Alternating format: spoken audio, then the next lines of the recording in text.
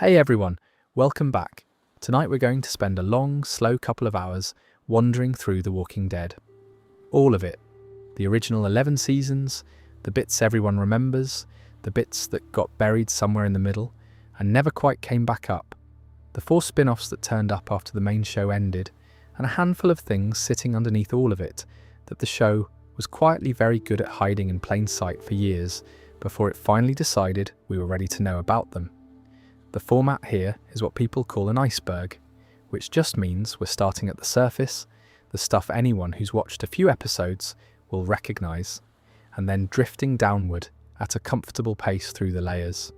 By the time we hit the bottom, we'll be talking about secret bombing campaigns, variant zombies in a French laboratory, and the question of what this show was actually about for the 11 years it was on television and the 4 years of spin-offs that came after. 12 sections in total, all roughly the same weight, and there is no big payoff at the end. So if you nod off somewhere in the middle, you haven't missed anything important. The whole point is for you to nod off somewhere in the middle. Before we begin, if you could just take a moment to subscribe, it's completely free, and it genuinely helps this channel more than you know. Anyway, that's enough of that. One last quick thing before we get into it. If you haven't watched the show, this video has spoilers for the entire main series, Daryl Dixon, Dead City, and The Ones Who Live. I'll try not to dwell on the big emotional moments in a way that ruins them for anyone still working through it for the first time. But the iceberg as a format kind of depends on us knowing roughly what happened. So consider that fair warning, I suppose. Right, let us begin. So the thing I always come back to with The Walking Dead is how strange the first 20 minutes of it are. The pilot episode is called Days Gone By, and it aired on AMC on Halloween night in 2010, which I had to look up because in my memory it feels older than that, like it has been around forever, which is a bit of a compliment really. I sat down and watched it at the time without much in the way of expectations because zombies were already wildly oversaturated as a concept by 2010. And the idea that a basic cable network was going to make a serious drama about them just felt like one of those things that would last a season and get quietly cancelled. It opens with Rick Grimes driving down a deserted road in a sheriff's deputy uniform. He stops at a petrol station, gets out with an empty fuel can, and walks past a hand-painted sign that says, "No gas." The whole landscape is yellow and grey and silent. He sees movement. He ducks down behind a car, and then he sees a pair of slippered feet on the other side of it. A small girl in a dressing gown picks up a teddy bear from the ground. Rick calls out to her. He calls her sweetheart. He says he's a policeman. And she turns around, and the bottom half of her face is gone. This whole sequence, by the way, is famously the part of the pilot that Frank Darabont insisted on putting at the beginning. There was apparently some discussion at AMC about whether to lead with something more conventional, maybe Rick getting shot, maybe the hospital, maybe a bit of explanation. Darabont said no. He wanted the audience to walk in not knowing anything and to sit with that little girl in the slippers for nearly a full minute before anyone explained what was happening. I think it's the single best decision anybody made in the entire run of the show, and I think the show kind of spent the next 11 years gradually forgetting that this was the kind of thing it was supposed to be doing. After he shoots her, and the show is very careful to let you see his face for a long moment before he pulls the trigger, like it wants you to understand that something has just been broken in this man, even though he doesn't have the full context for why. We flash back to a few months earlier. Rick and Shane are sitting in a police cruiser, eating burgers and complaining about their wives. It is almost banal. They get called out to a chase. Rick gets shot in a field. He wakes up in the hospital and the world has ended. The hospital sequence is the bit that everyone remembers. It is also the bit that I think most clearly explains what the show was before it became what it became. Rick wakes up alone in a darkened ward. There is an IV in his arm, half pulled out. There is a glass of water on the bedside table with a single dead flower in it, which is one of those tiny set design details that seems like nothing the first time round and absolutely flattens you on a rewatch. The clock on the wall has stopped at 3 something. The wall behind his bed has been pulled off, probably from the bed being moved during the evacuation, and there is rubble on the floor. He gets up, he stumbles into the corridor, and there is nobody. There is a phone receiver hanging off the wall on its cord. There is a dropped clipboard. The lights are out except for the gap of daylight under one door at the end of the hall, and then he pushes through the next door, and there is a corridor that has been turned into a kind of graveyard with bodies wrapped in sheets stacked on the floor on either side.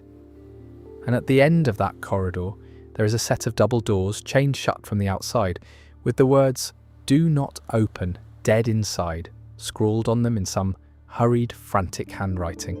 The hands of the things inside are pushing the doors apart, and you can see the gap between them widening just enough to make you uncomfortable. He runs. He gets outside. There is a body of a man in a uniform, half rotted on the lawn. Helicopters silent and abandoned nearby, and a field behind the hospital stacked with body bags in tight rows like rubbish bags on collection day. And then he just gets on a bicycle he finds lying on the ground, and he cycles home through the suburbs, past a half-rotted woman crawling through the grass toward him on her stomach.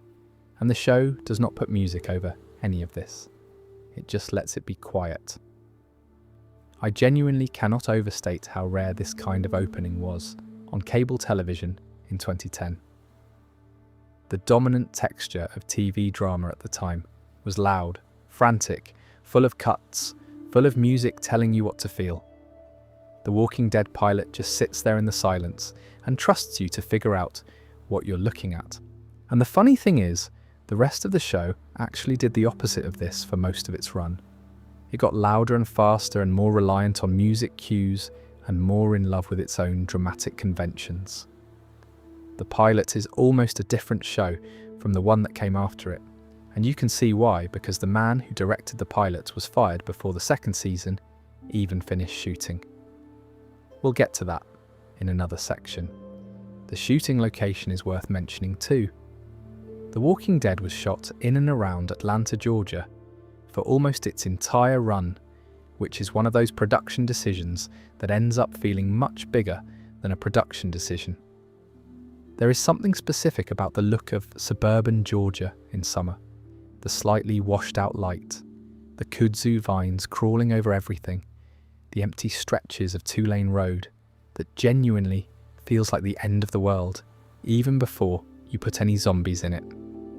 The choice to set the show in the American South rather than New York or Los Angeles is a quiet one, but it shapes everything that follows.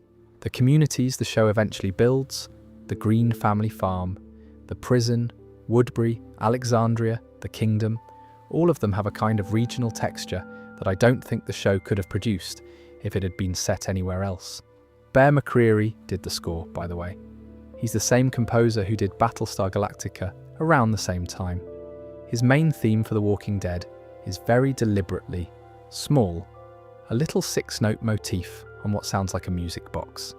And he has said in interviews that the brief he was given was essentially the opposite of what you would expect from a zombie show.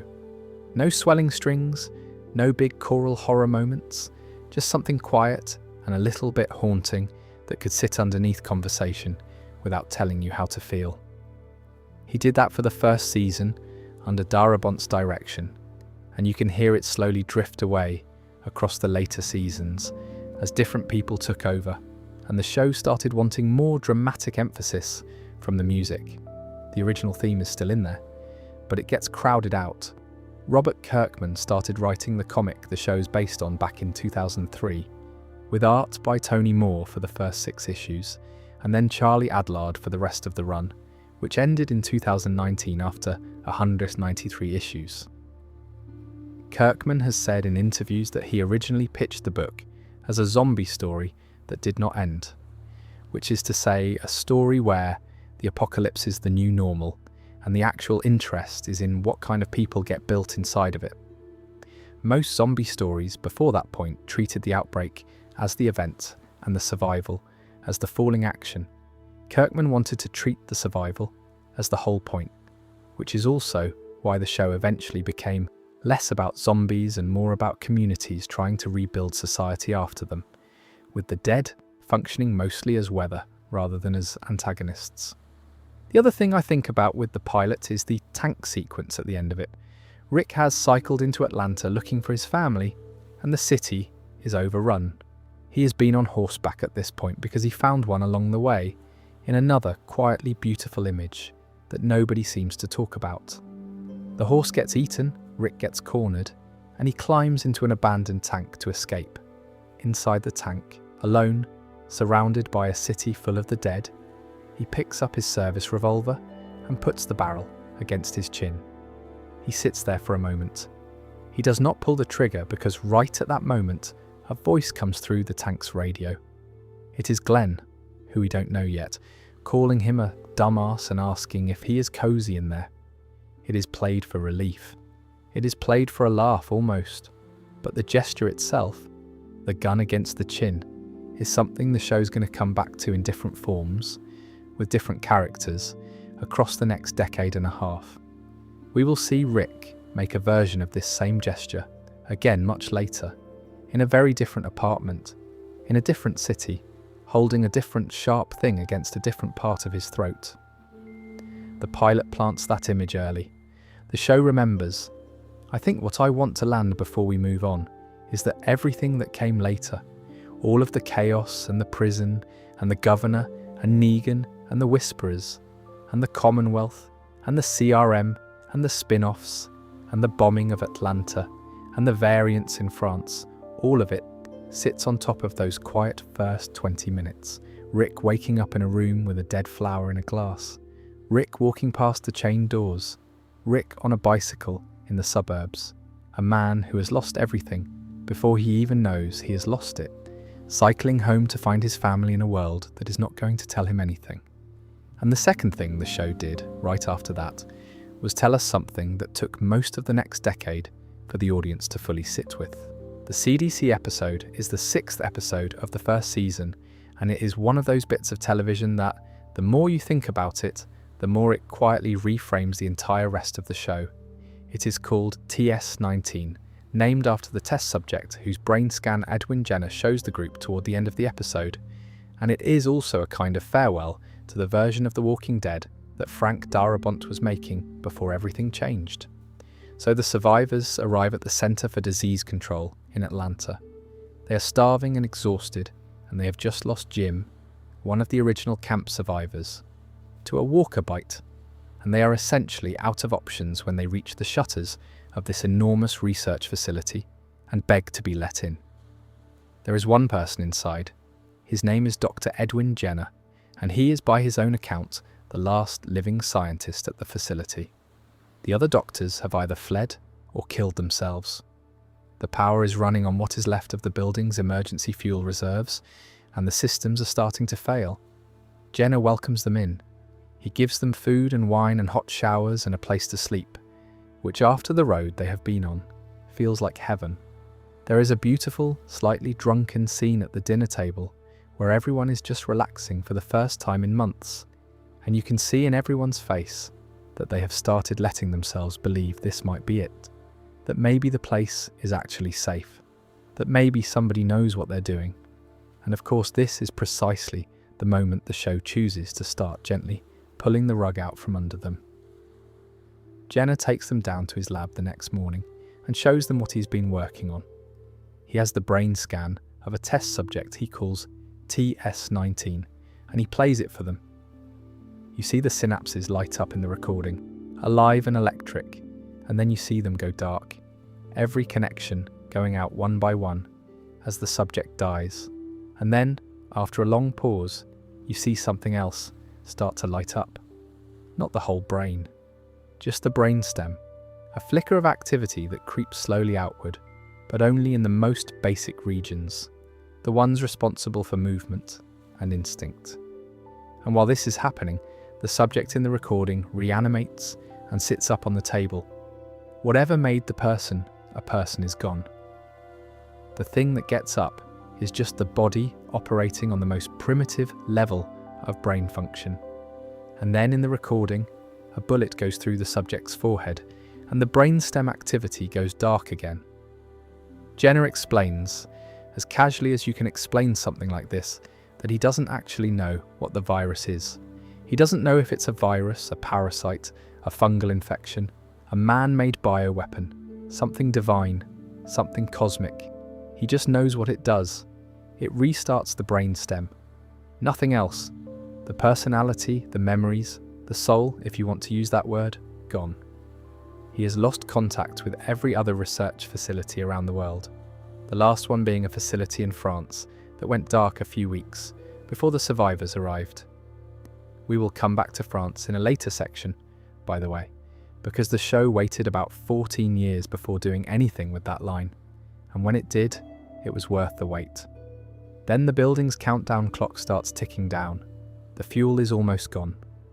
When the building runs out of power, the automatic safety protocols are going to detonate what Jenna calls high TAs, high impulse thermobaric explosives, which are designed to incinerate the entire facility, along with whatever dangerous pathogens are stored inside it, including weaponized smallpox, including Ebola. The lockdown traps them all in the control room, and Jenna calmly explains that they are going to die, quickly, painlessly, much better than whatever is waiting for them outside. Two of the group, Jackie and Andrea, decide to stay. Dale almost stays with Andrea. They eventually escape with seconds to spare, because Carol, of all people, has been carrying around a grenade she found in Rick's pocket while doing the laundry, which is one of those Walking Dead plot resolutions that is so absurd you kind of have to admire it. But the bit I actually want to talk about is what happens at the door on the way out. Jenna pulls Rick close. He whispers something in his ear. The scene is shot so that we don't hear it. Rick's face changes. He doesn't tell anyone what was said.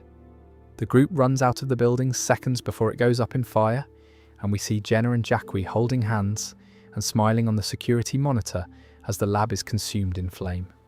For an entire season after that, the show just sat with this whisper. People speculated about it endlessly online at the time. Some thought Jenna had told Rick that Laurie was pregnant, which she was. Some thought he'd told him about a safe zone somewhere. Some thought he'd given Rick coordinates. What it actually turned out to be was much simpler and much worse. The reveal comes near the end of season 2 in the final episode of that season, after the farm has been overrun and the survivors have scattered, and Rick has just killed Shane and watched Carl shoot the reanimated body of his best friend in the head. They have made it to a deserted stretch of road in the middle of the night, and Rick is starting to lose patience with the group questioning his leadership, and somebody mentions that Randall, the prisoner who Shane killed earlier in the episode and who reanimated despite never having been bitten, shouldn't have come back at all. And Rick quietly, almost as an aside, says it. We are all infected.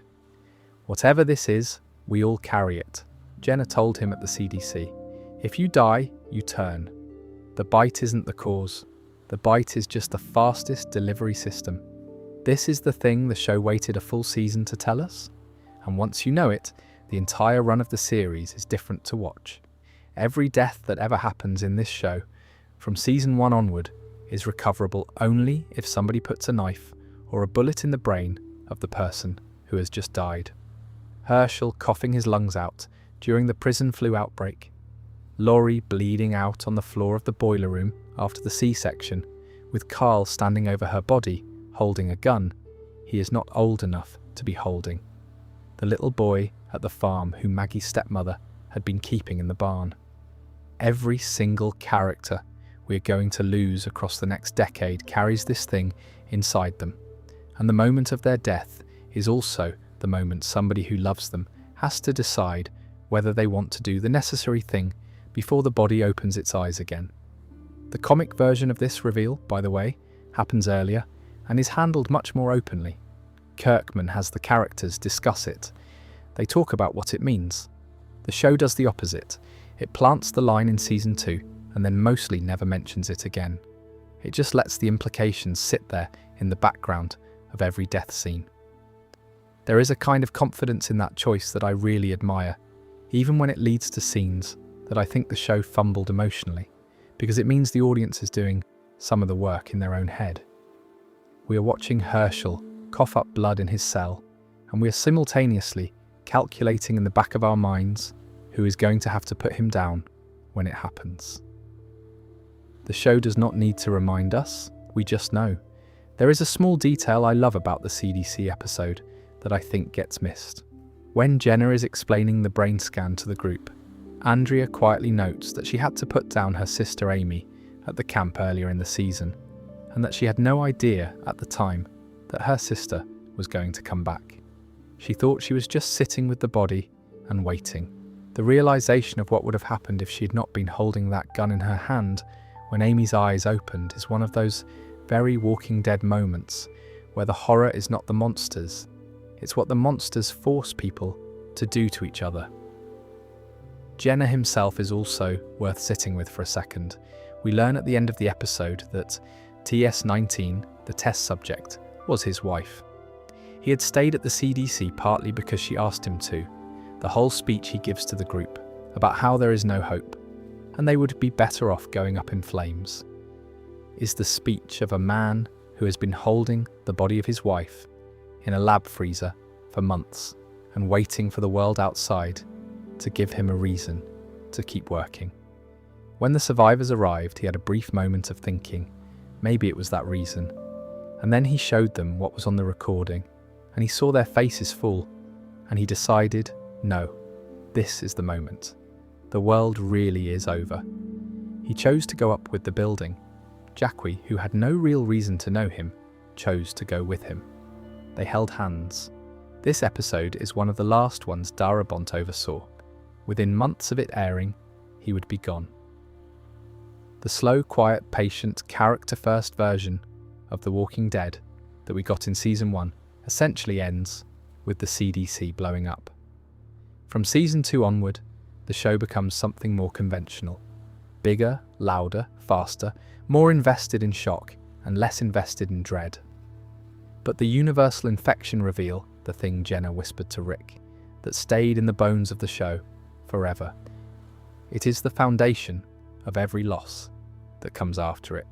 And the next character we are going to meet, who built a whole philosophy on top of that loss, is a man who, on the surface, looks like the host of a really friendly community barbecue, and who, behind a door in his apartment, is keeping the heads of his neighbours in fish tanks. So we are still in the early seasons here, at least chronologically, and the next major figure, who turns up after Rick's group leaves the farm and finds the prison, is a man who calls himself the governor. He runs a small fortified town in Georgia called Woodbury, population around 73, and on the surface, he is one of the most charming people the show ever introduces. He is calm, he is well-spoken, he wears slightly old-fashioned shirts, he has the kind of face that puts people at ease, and he has built what looks, from the outside, like a small functioning American town in the middle of an apocalypse. His name, by the way, is Philip Blake. He never tells anyone that. Across all of his appearances on the show, he keeps insisting that he never gives out his real name, which Andrea at one point lightly teases him about, and which the show kind of treats as a small character quirk until you eventually realise it is the first warning sign about him, in a long list of warning signs that the people of Woodbury were all softly ignoring. The town itself is genuinely impressive. There is a wall around it made of buses and cars and steel sheets. There are children playing in the street. There is a curfew. There is a doctor. There is a town hall meeting where Philip stands up in front of his people and gives speeches about how far they have come. They have not had a casualty in months. People wear clean clothes. They sit at outdoor barbecues drinking lemonade. If you had stumbled into Woodbury after spending a winter on the road, the way Andrea and Michonne did, you would have a very hard time believing that anything was wrong with it. The first time the audience genuinely starts to suspect what kind of man we are dealing with is a scene in his apartment about halfway through Season 3. The governor comes home. There is a young woman sleeping naked in his bed. He doesn't even look at her. He walks past her into a private back room, sits down in a leather armchair, and pours himself a glass of whiskey. And the camera pulls back, and the room is lined with fish tanks, 3 rows of them, glass aquariums on shelves, full of water, and in each of them the living head of a walker, drifting slightly, eyes open, teeth bared in the slow underwater way teeth do. The wall of his secret room is a wall of dismembered animate heads. Among them in particular are the heads of the two walkers Michonne had been keeping on chains earlier in the season, the pets she used to disguise her own scent. He took the heads off them after she abandoned them at the gates of Woodbury. He keeps them in his collection now, alongside the heads of soldiers and travellers, and presumably people from his own town, whose disappearances were never explained. He sits there in his armchair and stares at them. He doesn't say anything. He just watches them. David Morrissey plays the governor, and I genuinely think his performance is one of the most underrated things in the whole show.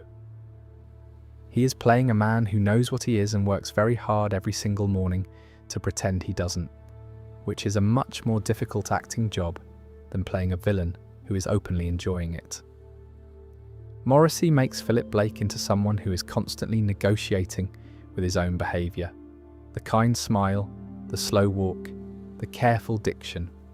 All of it is camouflage that he has built up to convince himself more than anybody else that he is still a reasonable person. The fish tanks are not for the audience, they are for him. They are how he reminds himself that he can handle this, that the outside world is just a wall of teeth, that whatever he has to do to keep his town safe is justified by what the alternative looks like. The other thing in the governor's apartment is his daughter Penny. Penny died in the early days of the outbreak, and her father has been keeping her reanimated body in a closet ever since. He keeps her in a kind of dressing gown, with a cloth sack over her head, chained at the wrists. He brushes her hair, he talks to her. At one point, we see him gently pulling a chunk of her scalp away by accident, and he just murmurs, "It's all right. Daddy still loves you," and he keeps brushing. There is a framed photograph of his wife and Penny on his desk in the front room, a picture of his family from before, and you slowly realise that the person Philip Blake actually was, the actual man underneath the governor performance, is somewhere out at the bottom of the well of that loss. He is a man who could not let his daughter die. He is a man who keeps the heads of strangers in his fish tanks because he is trying to teach himself that this is normal, that everything is normal, that Penny in the closet is normal, that he is still, after everything, a father.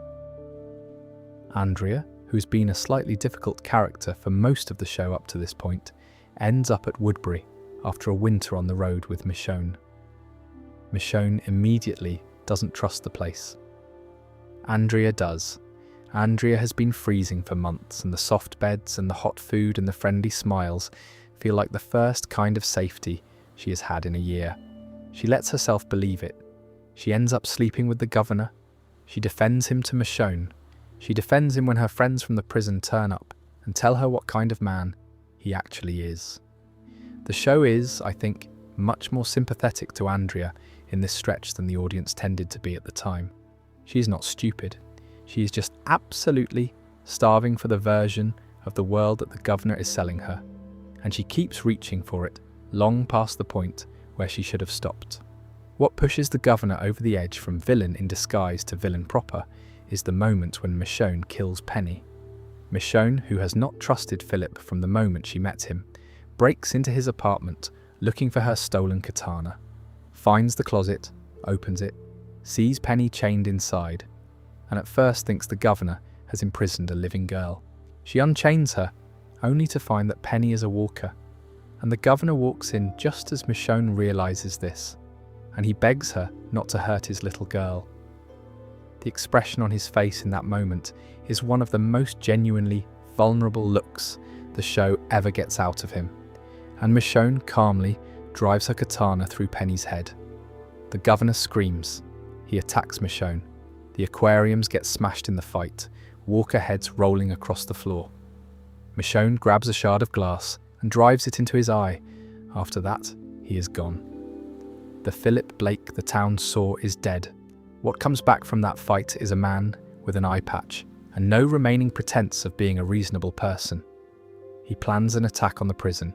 He tortures Michonne's friends in his back room, And then at the climax of his arc, in Season 3, his own army, his own Woodbury residents, the people he has been protecting for months, refuse to fight any further because the prison is full of survivors, and they would rather go home than keep killing people.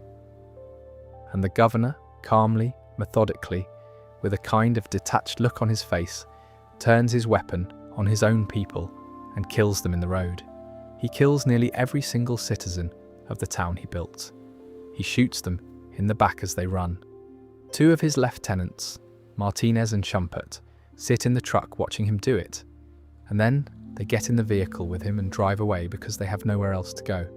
I think this is the single bleakest sequence in the early run of the show, and it is also the moment where the show is making its clearest argument about what kind of leader Philip Blake actually was. He did not build Woodbury because he cared about the people in it. He built Woodbury because he needed to convince himself he was still capable of building things. The people inside were never the point, they were the audience for his performance. And the moment they refused to keep applauding, he killed them. There is a small comic divergence worth mentioning here. In the source material, the governor is much more openly grotesque from his first appearance. The comic version of Philip Blake is missing all polish. He is more openly cruel, more obviously deranged, more clearly the antagonist.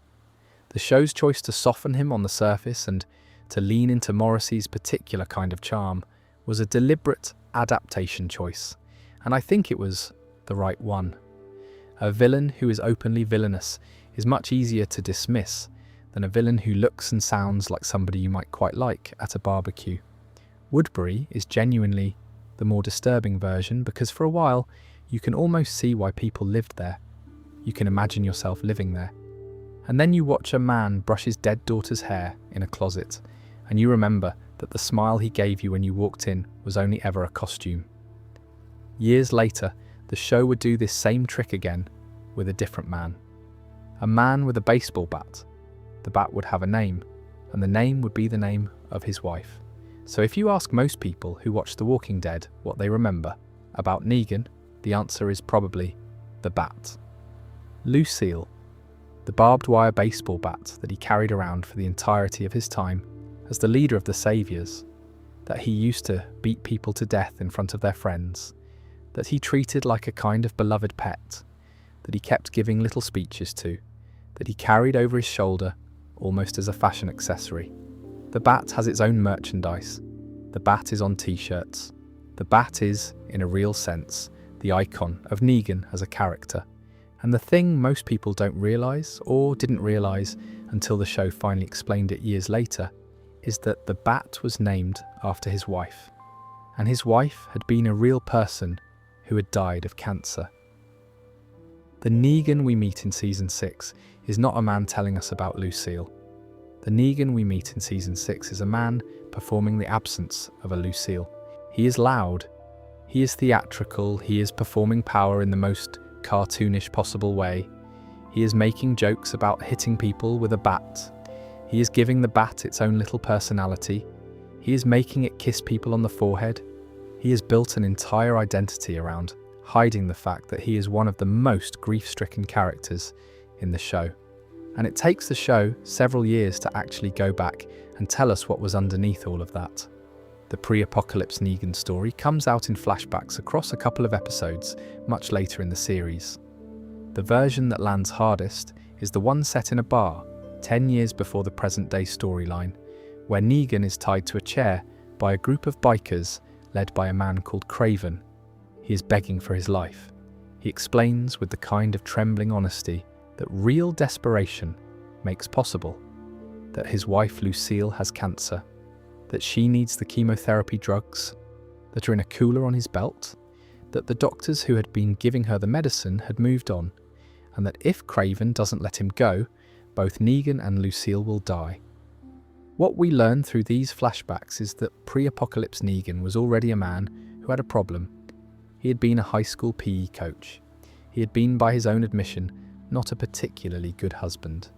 He tells a story in the bar about a night at his and Lucille's favourite pub, where the song "You Are So Beautiful" by Joe Cocker was playing, and a man at the next table was being loud while it played. Lucille asked the man to be quieter. He refused. Negan went over, and he started seeing red, and he beat the man unconscious with his fists. The man's family pressed charges. Negan lost his job. The medical bills landed on Lucille because Negan was unemployed. This is the man Lucille was married to. She got cancer. He could not save her. He could not even quit losing his temper long enough to be useful to her at the end. By the time the apocalypse hits, Lucille has just died. Negan has not been able to bring himself to put her down before she turned. He runs, he hides. At some point, in a moment, we never see directly, but which the show implies pretty clearly, he goes back. He finds her. He does what he has to do. And then he wraps a baseball bat in barbed wire and he gives it her name, which is, when you stop and look at it, one of the strangest acts of mourning anyone in the show ever performs. He turns the thing he is going to use to hurt people into the memorial of the person he was unable to protect. It is a bitter behaviour that I don't think you can fully process the first time you watch the show. You have to know everything by the end before you can go back and see the bat as what it actually was. The lineup sequence is the most famous scene in the entire run of The Walking Dead, and it is the scene I have the most complicated feelings about. The show takes a very specific creative choice with it that I think genuinely damaged the audience's trust in the show forever after, and we are going to talk about that in another section because the corporate decision behind it has its own interesting story. The brief version is that the season 6 finale ends on Negan playing Eeny, Meeny, Miny, Mo with a bat in front of a line of kneeling characters, and the show cuts to black before showing you who he hits. The audience had to wait 6 months over the summer to find out who died. The actual victims, when the season 7 premiere aired, turned out to be Abraham first and then Glenn. Negan beat both of them to death in front of their friends with Lucille. The Glenn moment in particular is the scene I think is permanently lodged in everyone's brain who watched it live. Glenn's eye comes out of its socket from the force of the first hit. His skull is dented in. He looks at Maggie, who is sitting a few feet away, holding her stomach because she's pregnant, and he says, "Maggie, I'll find you." Then Negan finishes him, and Negan, with no transition, makes a joke about it. He says Lucille is thirsty. He calls her a vampire bat. He sells the joke. He is performing for the line. This whole sequence is the bit that, once you know what Lucille actually means, plays completely differently. Negan is in the middle of one of the most violent and most public moments of his life, and the thing he is doing with the bat is treating it like an old friend who is enjoying herself. He is making it the third character in the room. He is doing this because he physically cannot let the bat be quiet. If the bat is silent, then the bat is what it actually is, which is a piece of wood named after a woman he loved. And he cannot face that. So he gives the bat a personality. He gives it a drinking habit. He gives it jokes. He makes everyone in the room watch him pretend to enjoy himself, because that's easier than letting them see what is actually happening to him. Jeffrey Dean Morgan, by the way, plays Negan as a man who only became cruel after he ran out of warmer options. He has said in interviews that he made the choice early on to play every monstrous thing Negan does, with a kind of secondary track of grief running underneath it. You can see it in the small moments. The way Negan looks at Carl across the dinner table in Alexandria. The way he stops himself from killing Rick at the bridge. The performance does not excuse anything Negan did, but it makes the show a different show to watch. The bat eventually breaks. There is a moment in season 9, after Negan has been in his cell at Alexandria for years, and has, in his own slow way, started becoming something other than what he was when he finds himself temporarily back in possession of Lucille. He uses her on a couple of walkers in a forest, and the barbed wire splits the wood, and the bat cracks down the middle. He drops to his knees in the dirt and cries. He sits in front of a fire that night and apologizes to his dead wife. He talks to her like she's listening. He says he is sorry for what he did to her. He is sorry for what he did with her. He is sorry for naming a stupid baseball bat after her. He wraps the bat in a towel and lays it in the fire, and he watches the wood and the wire blacken and curl, and he says goodbye properly, except of course he doesn't. Years later, with Lucille buried in the dirt under a tree on the outskirts of Alexandria, Negan comes back. He digs her up. He carries her with him into the next chapter of his life, which is the spin-off Dead City, which takes place in the ruins of Manhattan, and which we will get to in detail later on. He carries that bat into a fortified Bowery, and into a fight with a Croatian warlord, and into the slow disintegration of a relationship with a girl he has come to think of as his daughter. He never quite stops carrying it. The bat is, in a real sense, the record of his grief. It is also the record of the person he became inside his grief, and he keeps deciding he is not finished with either. The comic version of all this is slightly different. In the comic, Negan only kills Glenn during the lineup. Abraham is killed earlier in the run, in a different way, by a different character. The decision to add Abraham to the lineup and split the cliffhanger across 2 episodes, with a fake out at the end of one season and the reveal at the start of the next, was a corporate creative choice that I think was the single most damaging thing the show ever did to its audience's trust. We will come back to that in the section about behind-the-scenes decisions. The point is that Lucille, the woman, was real. The bat is a memorial. Everything else Negan did, he did underneath that one fact. And speaking of damaging decisions, there is a character on this show whose entire arc, from his first appearance to his last, was secretly about him not being who he said he was. The character I want to talk about now is Eugene Porter. Eugene is one of those characters who, if you only watched the first couple of seasons he appeared in, you would probably remember as a punchline. He has a mullet that is genuinely one of the most committed haircuts in the history of cable television. He speaks in an oddly formal cadence. He uses $10 words where $2 words would do, and he is, on the surface, the comic relief in a group of survivors who badly need some comic relief. What the show is doing with Eugene, very quietly, very patiently, over the course of about 3 seasons, is building one of the saddest character arcs it ever attempted, and I genuinely don't think most people clocked it at the time. Eugene first turns up in season 4. He is part of a small group travelling with a former military man named Abraham Ford and a woman called Rosita Espinosa, and the story he is telling everyone, including himself, is that he is a scientist. Specifically, he says he is a scientist who knows what caused the outbreak, and he is on a critical mission to get to Washington, D.C., where there are facilities that can use his knowledge to create a cure and reverse the entire apocalypse. Abraham has been protecting him because protecting Eugene means saving the world. Rosita has been protecting him because she is in a relationship with Abraham, and the mission has become the thing holding them together. The 3 of them join up with Rick's group, and the joint plan becomes to escort Eugene to Washington, because if there is any chance the cure is real, the world needs to give it a try. The thing is, Eugene knew the entire time that the cure was not real. He was never a scientist. He had been a high school science teacher, which is a slightly less impressive credential, although still a respectable one. He knew enough scientific vocabulary to bluff. He knew enough about how research works to gesture vaguely at it without ever having to commit to specifics. And the lie he was telling Abraham, the one that was getting them to walk thousands of miles across post-apocalyptic America, was a lie he had constructed because he was certain in his bones that nobody would protect him for who he actually was.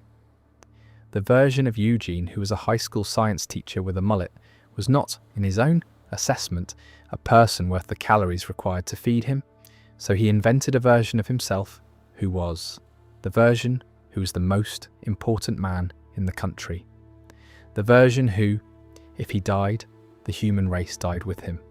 And the wild thing, the bit that makes the whole thing land properly when you finally understand it, is that Eugene was actively sabotaging the journey the entire time. There is a bit in season 4 where the group's bus crashes for what seems like a random reason. Walkers get involved. Eugene saves Tara's life in the chaos, in his clumsy way, and afterwards he tells her a very quiet confession. He explains that he had put crushed glass in the fuel line of the bus that morning. He had sabotaged their own transportation. He had wanted the bus to fail before they ever got to Washington, because he knew Washington was a dead end, and he knew that the second the truth came out, he was on his own again. This is the part of the story that I think recasts the whole character. Eugene is not, fundamentally, a coward. He is a man who has looked at himself and concluded that the only version of him that anyone would protect is the version that is single-handedly responsible for the future of humanity. So he keeps the lie going, and he simultaneously keeps trying to make sure they never arrive at the place where the lie would be tested. He is hoping, in some way that I think is incredibly sad to think about, that he can spend the rest of his life on a road trip to a destination he has no intention of letting anyone reach. The lie has become the only safe thing in his life. The reveal when it comes is one of the most uncomfortable scenes in the show. The group has been forced off the road and is walking through a stretch of country full of walkers, and Abraham is, in his particular way, refusing to consider any plan that does not involve continuing the mission. Eugene starts panicking. He starts screaming. He confesses everything on the road in front of everyone. He shouts that he is not a scientist. He shouts that he just knows things, that he is a good liar, that he wanted to get to Washington because he assumed it was the safest place left in the country. And then, in the most painful detail in the entire confession, he starts listing the names of the people who have died protecting him on the journey. Stephanie, Warren, Pam, Rex, Roger, Josiah, Dirk, Josephine, Bob. He says the names quickly, like he has been keeping a private tally of them, like he has counted them up at night for months and could recite them in order. He admits that he never met the supposed director of the Human Genome Project, who he had claimed loved his hair. He says, with the kind of weird arrogance that grief sometimes wears like a costume, that he is smarter than them. And Abraham hits him 3 times, knocks him out cold, and then Abraham walks away from the group, his knuckles bloody, and kneels down in the road and cries because he has just realized that everything he has been doing for the last however many months has been for nothing. It is a brutal scene. It is also, weirdly, the thing that frees Eugene to become an actual person. Up until that moment, he had been performing a version of himself that he thought would keep him alive. After it, he has nothing to perform with. The whole disguise is gone. He has to actually live in the world without it. And the show, very quietly, very patiently, lets him do that. The next several seasons of Eugene are a slow study in what a coward becomes when he runs out of lies. He still has the mullet. He still talks like a robot impersonating a redneck professor. But he starts learning how to be useful in real ways. He figures out how to manufacture ammunition, which becomes one of the most important practical skills in the survival economy of the show. He does that work for Negan after being kidnapped by the Saviors, partly out of fear and partly because Eugene's pattern, when he's frightened, is to attach himself to whoever in the room looks most powerful and try to make himself useful to them. He is later horrified by his own willingness to do this. He spends years trying to make up for it. The thing that really finishes the arc, the thing I think most people forget happened, is the radio. In the late seasons, Eugene starts hearing a voice on a radio he has built himself, and he starts having long conversations with a woman who calls herself Stephanie. She is from somewhere far away. She doesn't say where. They talk for hours, sometimes nightly. Eugene falls in love with her in the way that lonely people fall in love with the sound of another voice. And then he gets the chance to meet her in person, which is what eventually leads the group to the Commonwealth, which is the city we are going to talk about a couple of sections from now. Stephanie turns out to be a more complicated figure than he hoped. There is a betrayal. There is a lot of corporate weirdness. But underneath the whole Commonwealth storyline, Eugene meets a woman called Max, who has been working as Pamela Milton's assistant. Max sees him properly. Eugene sees her properly. They eventually get married. The final time we see Eugene in the main series, he's at the Commonwealth, with his wife, holding their newborn baby. He gives the child a long, slightly absurd, very Eugene name that I will not bother trying to spell. He is a father. He has not made any big speeches about how far he has come. The show just lets the scene happen and trusts you to remember the man who had once, in a panic, listed the names of every person who had died for a lie he was telling. It is by some distance the quietest happy ending the franchise ever gives anyone. And I think one of the reasons most people don't remember it is that by the time it happens, in the closing run of episodes of an 11-season series, the audience was not really watching the show with full attention anymore. For reasons we will talk about later, the mullet, by the way, is the bit I keep coming back to.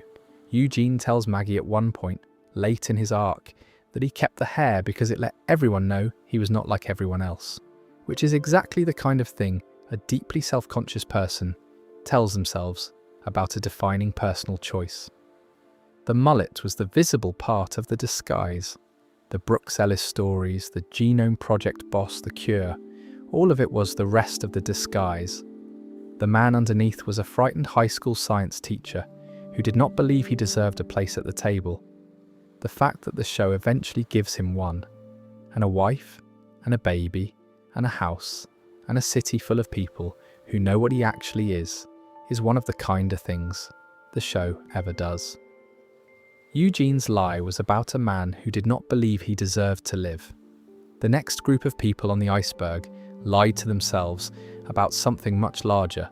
There is an image at the end of one episode in season 9 that I want to start with, because it is the moment the Whisperers stopped being a strange rumour in the woods and started being the thing the show was actually going to spend the next 2 seasons reckoning with. It is a wide shot of a field. There is a fence line running through it, and along the fence line, mounted on a row of wooden pikes, are about a dozen severed heads. Reanimated, growling, jaws working slowly in the wind, and each of those heads belongs to a character we know. There is Henry, there is Tara, there is Enid, there is the leader of a small wandering group called the Highwaymen. There is a teenager whose name I will not bother with, because frankly, I have not bothered with him since the episode aired. And the survivors who find this fence line are standing on a hill above it, just staring. Nobody speaks for a long time. The pikes go on into the distance. The dead heads keep growling. That is how the show first really lets you understand what the Whisperers actually are. Up until that point, you have been told about them in pieces.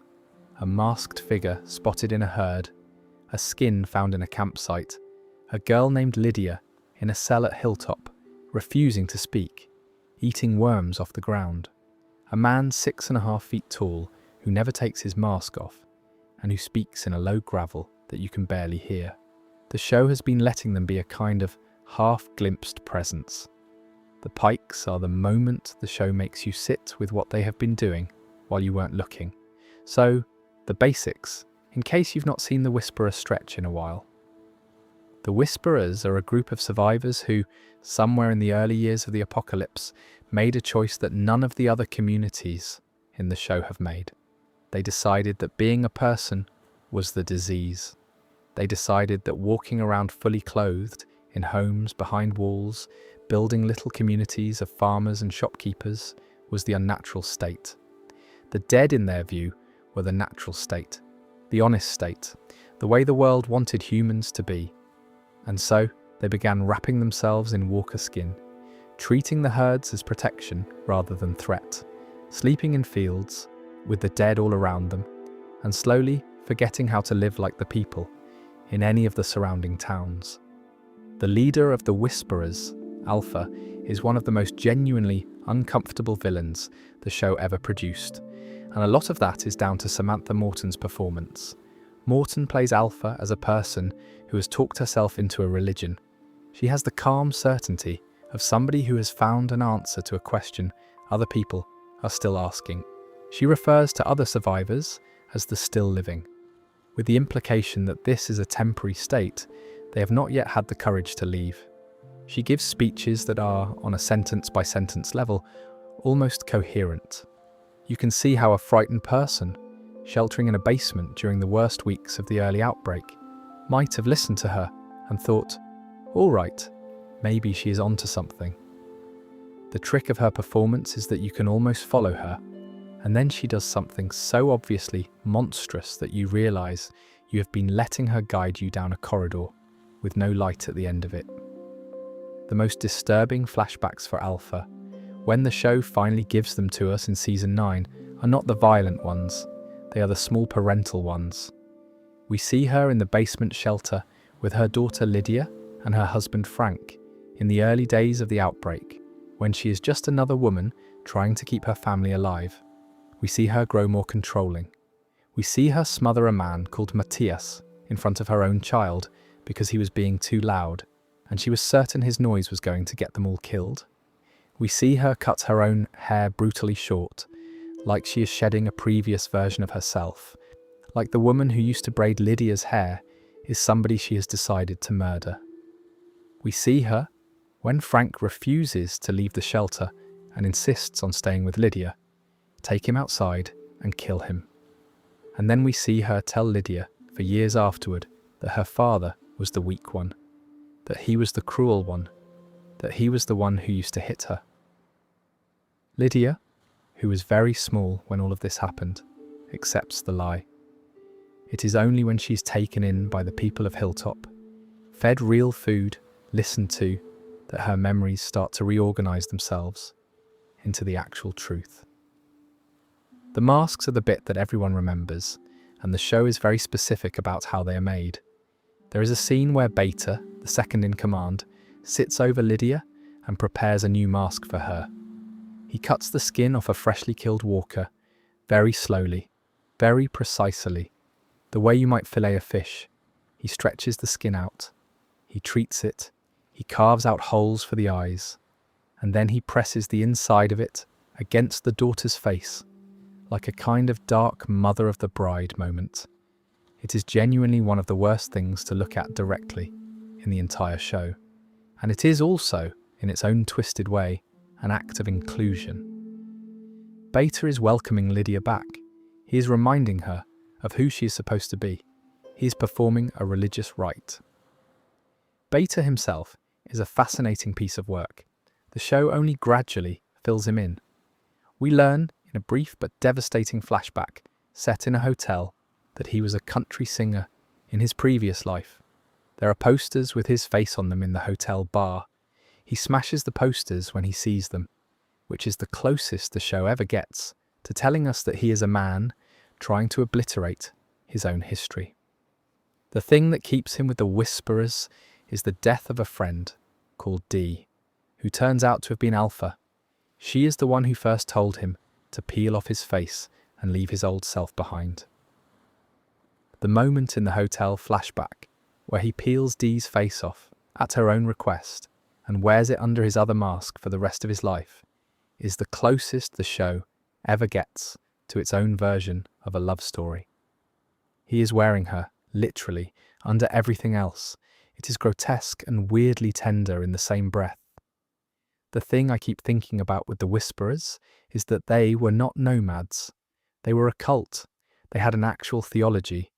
Alpha believed, and she was articulate about it, that civilization was a story humans had told themselves to feel better about being small and frightened animals, and that the apocalypse had revealed the truth, which was that the dead are not a corruption of what we are, they are what we have always been underneath the costume. Stripping out of clothes, leaving language behind, walking in the herd, all of that was, to her, a return to honesty. It is a death cult dressed up as ecology. It is also, depressingly, the kind of philosophy that, if you presented it carefully enough, would convince a certain kind of person at a certain kind of low point. The show is very generous to that fact. It does not let you laugh at Alpha for what she believes, even when she is doing things that you would expect a horror film villain to be doing. The end of the Whisperer arc, when it finally comes, is delivered by Negan of all people. There is a stretch of the show where Carol, who has not been having a good time, decides she's going to take care of the alpha problem herself, and she does it by quietly letting Negan out of his cell at Alexandria with no instructions and no plan.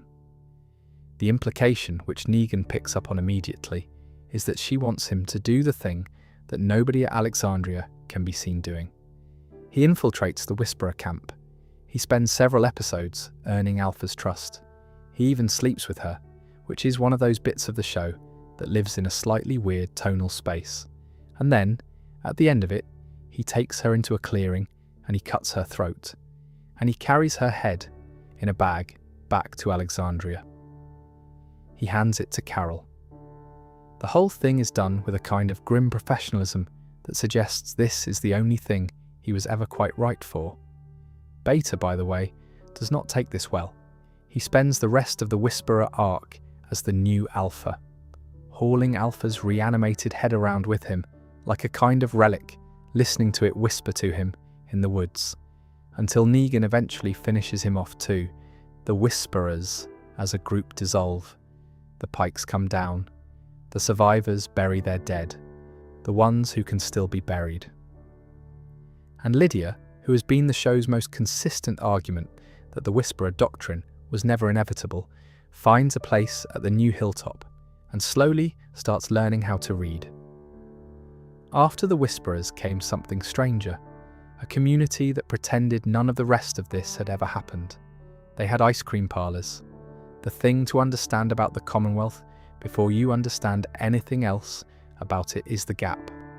The rest of the surviving population in America, by the late seasons of the show, had spent something like 12 years scavenging tinned food, burying their neighbours, building walls out of wrecked cars, trying to remember what soap smelled like, and gradually forgetting what a working light bulb looked like. The Commonwealth had spent the same 12 years going to masquerade balls. They had ice cream parlours. They had traffic lights. They had a coffee shop. They had what looked from the outside like a functioning American mid-sized city with about 50,000 people inside its walls, holding up the bones of the old world with the kind of devotion you usually only see in religious orders. The leader of the Commonwealth is a woman called Pamela Milton, played by Layla Robbins, who I think gives one of the most underrated performances in the back half of the show. Pamela is the daughter of a former United States president. Her father had been in office before everything fell apart. She'd grown up in the kind of political family where being slightly above other people was treated as a birthright rather than a circumstance. The Commonwealth, in a real sense, is Pamela's father's house, with the staff still living in it, the dinner parties still happening, the rules about who gets to come in through the front door and who has to enter through the kitchen still very much intact. The apocalypse has not changed who Pamela believes she is or what she believes she is owed. She's still hosting. Beneath her sits Lance Hornsby, played by Josh Hamilton, who is in many ways the most enjoyable villain in the late run of the show because he is having such a good time being one. Lance has a lucky coin that he flips constantly. He is always a little bit smiling. He is the kind of man who, when he tells you he is on your side, you suspect he might mean it, and also you suspect he's going to do something terrible to you within the next 45 minutes. He is Pamela's enforcer, her political fixer, her dirty work man, and his ambition is the slow engine that drives most of the actual plots of the Commonwealth storyline. Pamela's son is also in the mix and is, in his own way, the most psychologically tidy depiction of an entitled rich child the show ever attempted. His name is Sebastian. He is in his late 20s or early 30s. He has done nothing of value in his life. He has never had to. He treats the residents of the Commonwealth, particularly the working class ones, with the kind of contempt that is so casual it does not bother to perform itself. The most memorable thing he does, and the bit that eventually sets the back half of the storyline in motion, is to bully a low-level worker called April Martins into joining him on a heist for old money he wants to recover from a vault. April dies because Sebastian's plan is incompetent. Sebastian then spends the next several episodes being annoyed that other people are upset about her death, which he considers a private inconvenience for him personally. The texture of life in the Commonwealth is something I think the show actually does a beautiful job with. There is a sequence where Daryl, of all people, is walking through the city for the first time, and you can see his eyes doing slow circles around everything. There is a young couple drinking coffee at a wrought iron table. There is a man sweeping the pavement. There is a poster advertising a play. There are children riding bicycles. And underneath it, there is a class system written into the law, the lottery system, where you can apply for a higher status job and either win it or be sent back down. The trooper uniforms, which are designed to look as much like pre-apocalypse American riot gear as possible, on purpose, because the optics are part of how Pamela keeps order. The migrants, the new arrivals, the people coming in from the road, who are systematically given the worst housing, the worst work, and who keep, in small ways that the residents do not look too hard at, disappearing. The disappearances are the thing the show takes a long time to make explicit. People who ask the wrong questions, or who make Pamela look bad in front of the wrong audience, vanish. They are removed by Hornsby's people. They are sometimes simply taken outside the walls and left there. The Commonwealth presents itself as a city of laws, and it is in a way, but the laws are organised so that the people at the top are protected and the people at the bottom can be cleared away when they become noisy. And the thing the show is making the audience sit with, gradually, is that this is not a new system invented for the apocalypse. This is the old system.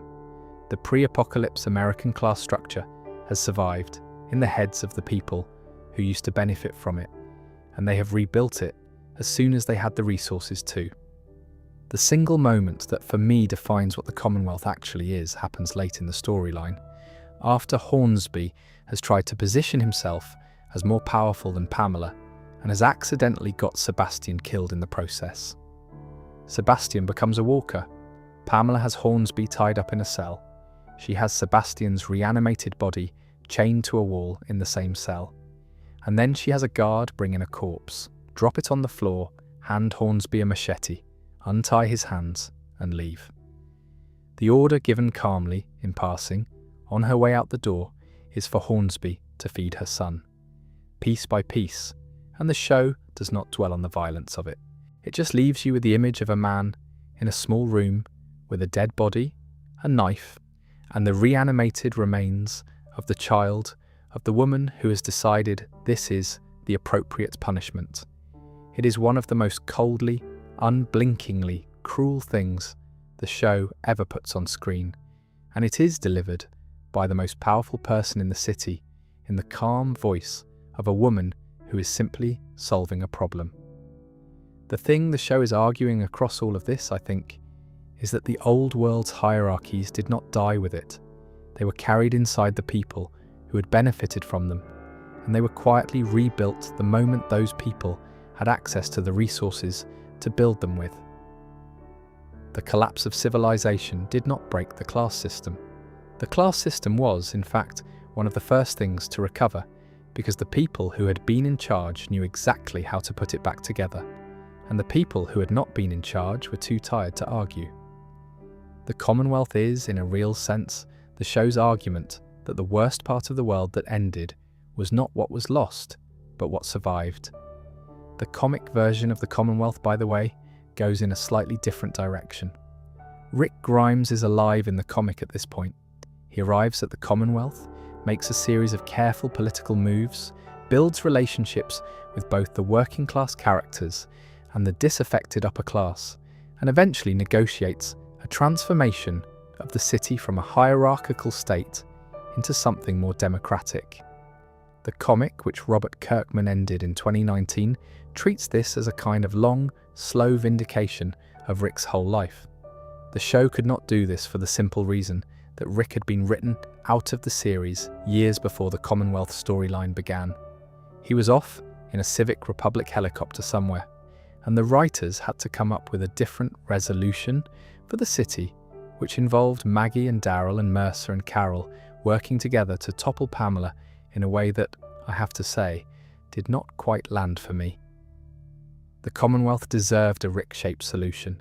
The show did not have a Rick to give it. So we got what we got. It is one of those moments where you can feel the absence of the lead actor doing structural damage to the storyline. There is one bit of the Commonwealth arc I really love and want to mention before we move on. Eugene, who we just talked about, ends up in the Commonwealth specifically because the woman he had been speaking to over the radio, Stephanie, turns out to have been broadcasting from inside the city. The Commonwealth had been listening.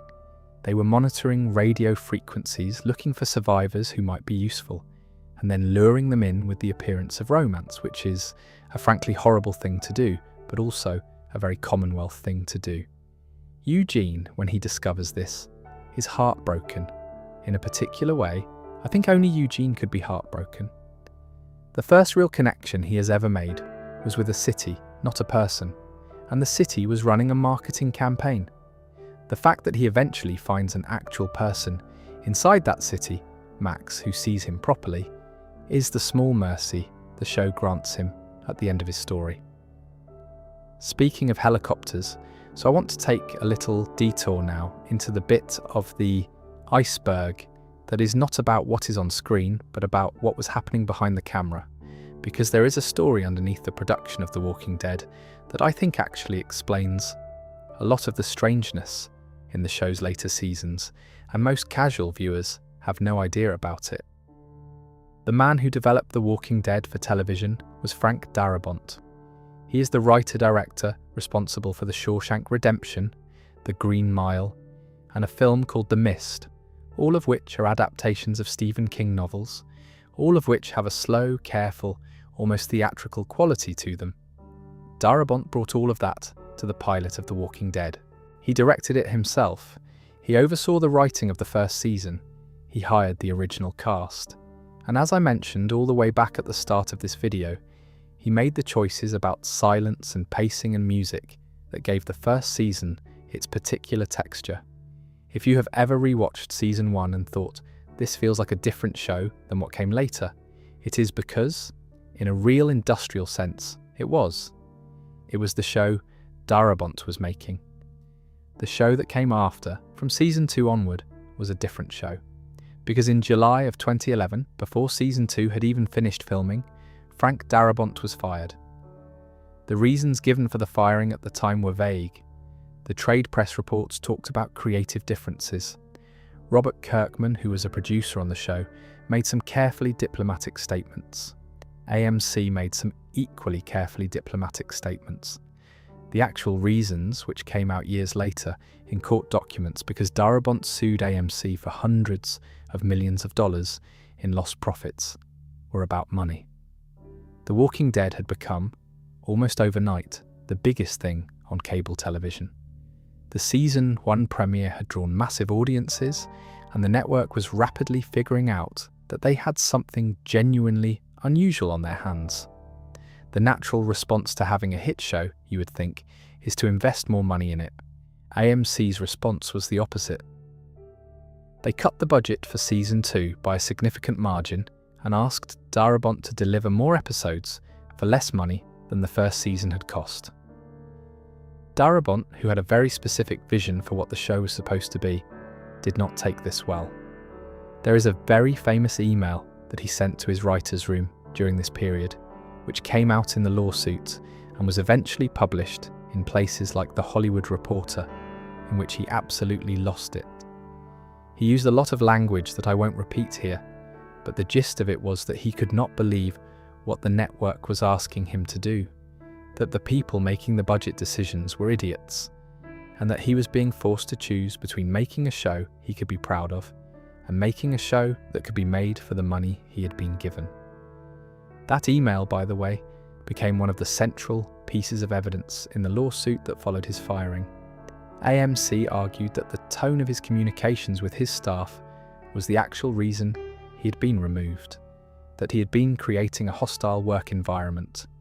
Darabont's side argued that the email was a reasonable response to an unreasonable situation, and that he had been fired because he was the loudest internal critic of the budget decisions the network was making to maximize its profit margin on a show that should have been getting more support, not less. The lawsuit which Darabont filed alongside his agency, CAA, against AMC, was one of the most dramatic in cable television history. It lasted years. It involved enormous amounts of discovery. It revealed a lot of unflattering information about the way AMC accounted for the profits of its shows, in particular a practice called affiliated transactions, where the network's parent company was essentially selling the show to itself at below-market rates and using that to reduce the profit participation owed to creators like Darabont.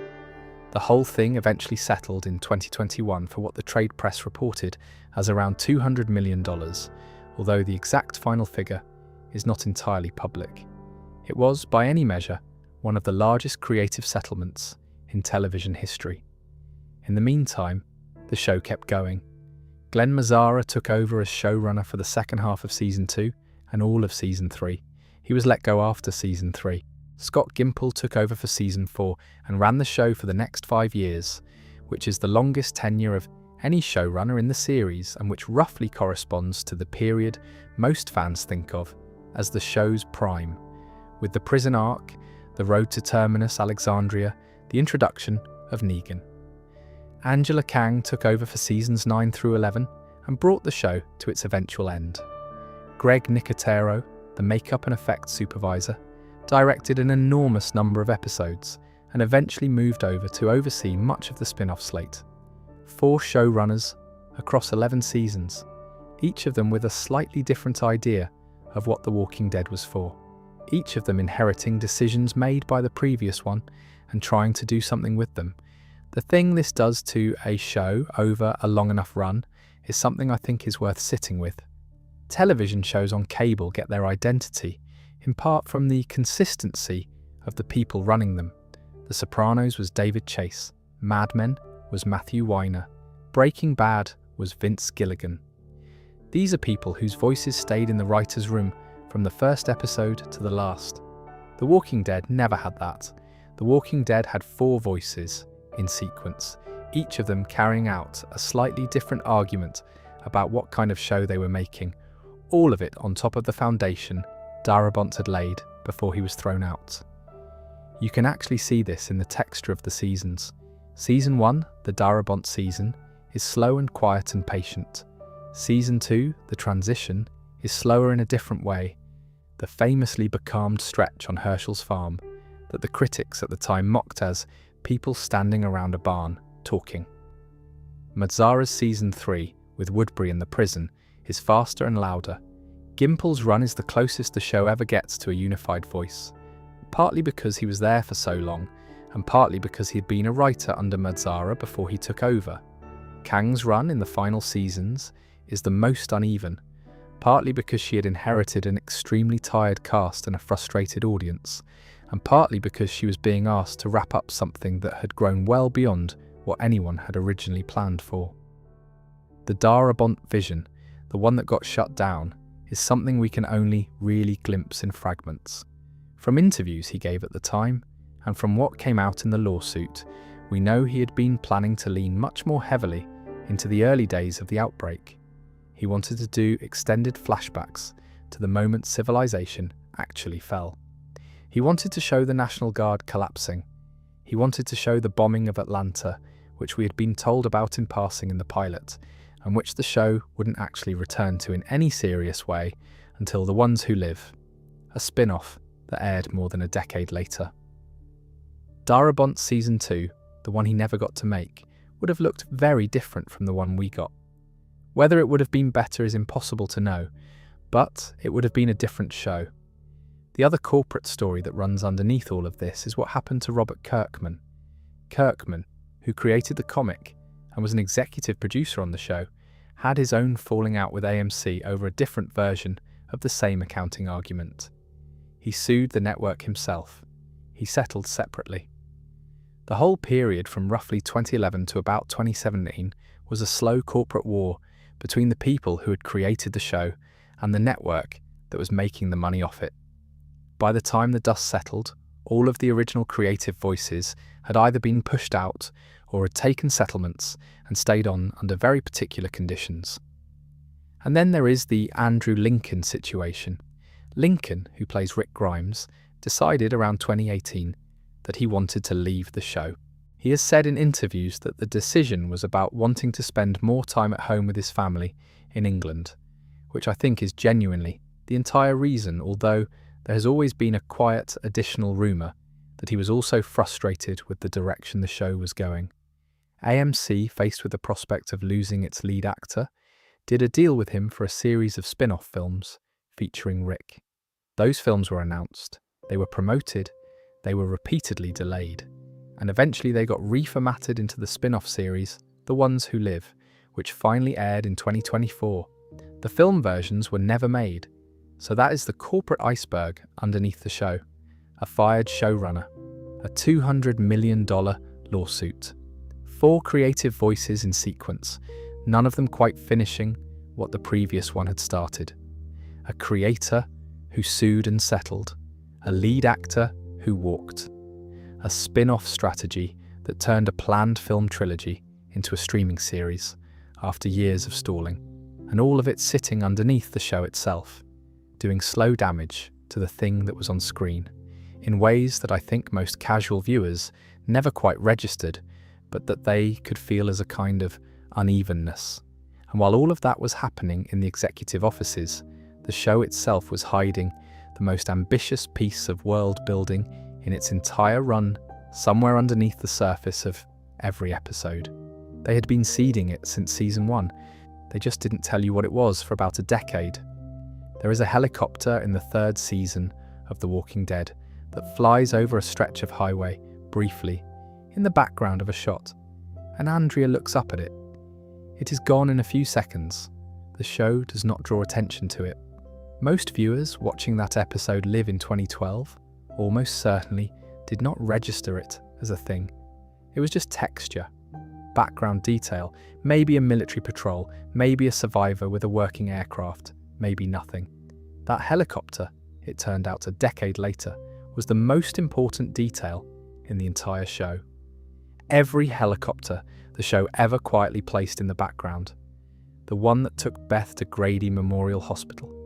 The one that took Heath in the rubbish heap arc.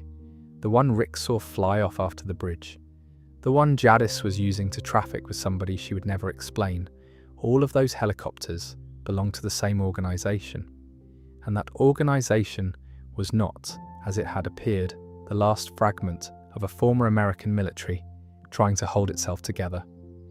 It was the largest, most well-equipped military force on the continent, operating in secret, run by a man called Major General Beale, and built on the central operating principle that the survival of one specific hidden city required the systematic destruction of every other surviving community it became aware of.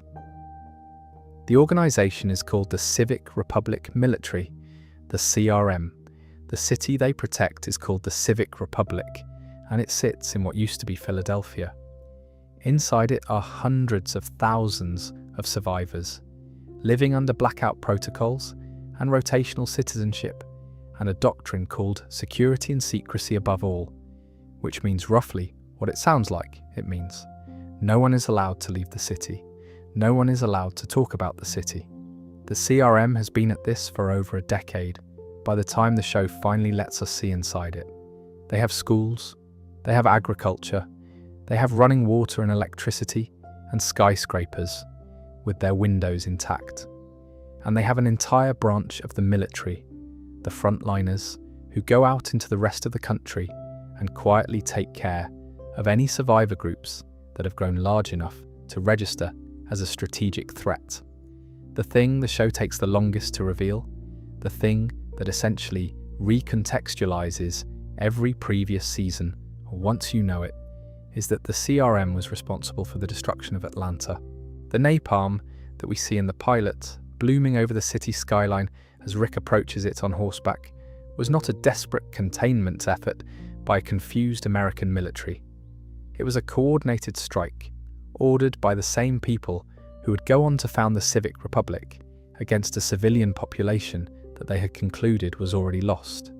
They liquidated Atlanta, they liquidated Los Angeles, they had been moving down a list.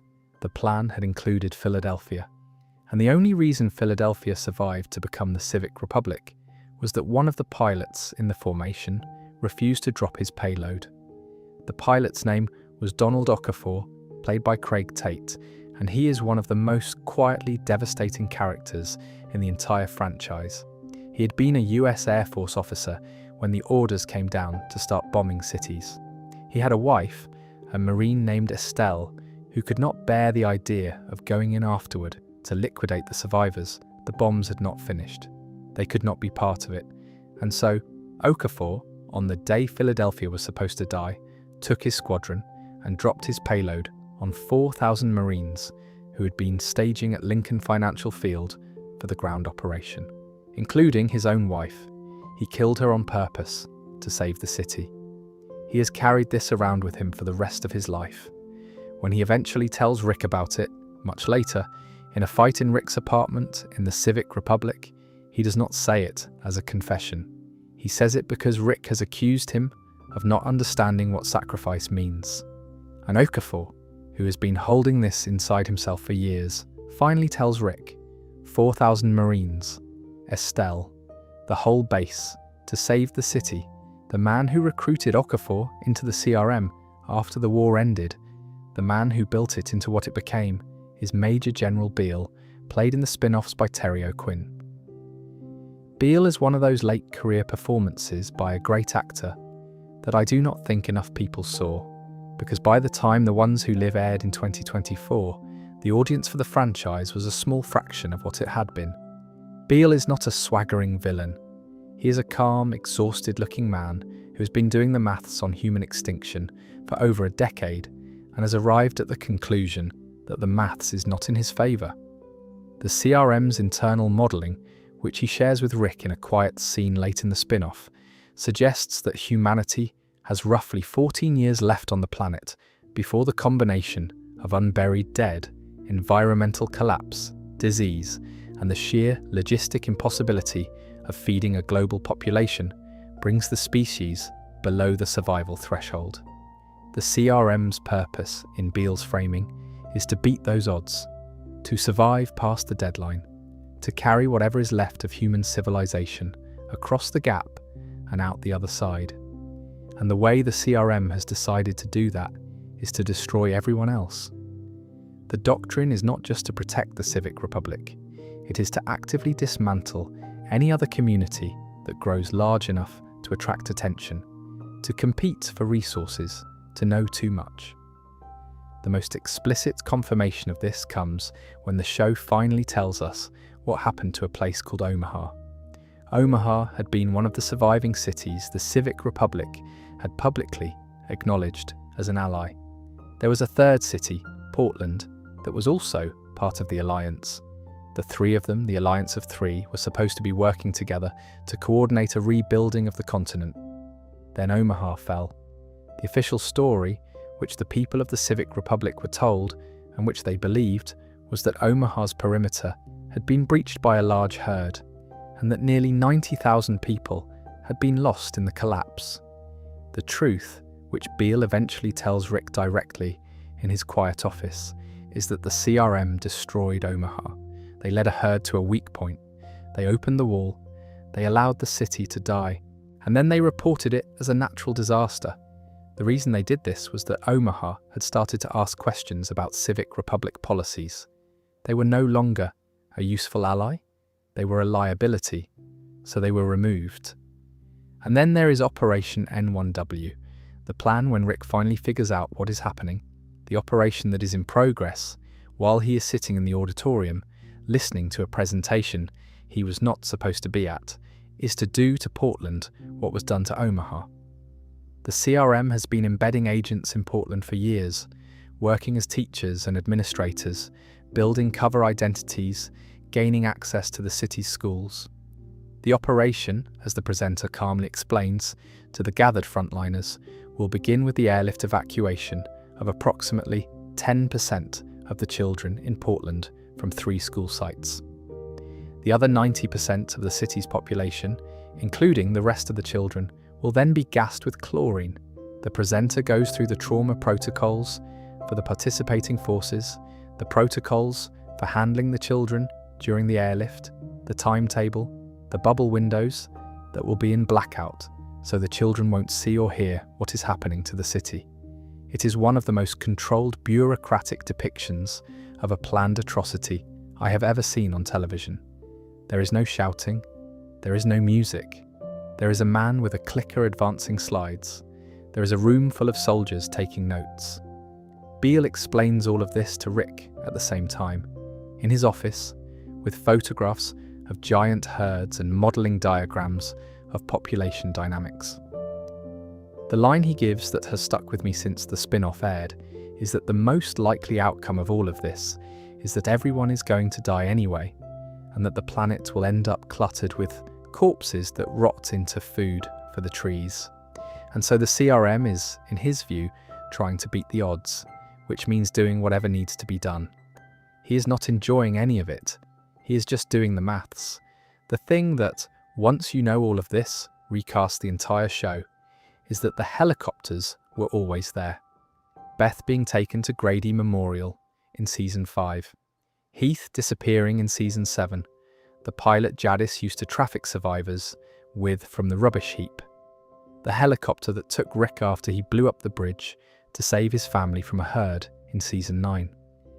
The helicopter Michonne sees fly off into the distance years later, the one she eventually finds the remains of after a long search. Every one of those helicopters belonged to the same organisation.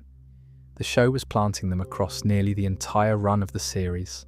They were the most patient piece of world building in the franchise. And they were sitting in the corner of frames the whole time, doing their slow work, while we were watching whatever else was on screen. And on the other side of the Atlantic, while all of this was happening in America, the dead themselves were doing something the show had not prepared anyone for.